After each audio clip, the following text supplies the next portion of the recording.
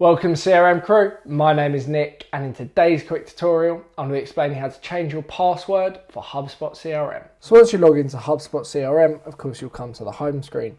Now in order to change your HubSpot CRM password, what we need to do is go to the cog in the top right hand corner here, press the cog, and then from here you want to go to settings. Under your preferences we then want to go to security.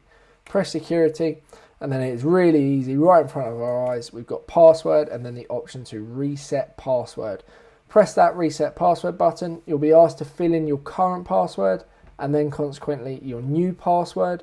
Once you've done both and it's right, just press reset password and your password will be reset for your HubSpot system, and that is it. That is how to reset your that is how to change your HubSpot CRM password. I hope this video has clearly explained how to change your password for HubSpot CRM.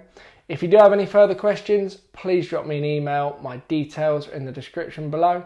Otherwise, thank you very much for watching and I'll see you shortly in the next video. Thank you and goodbye.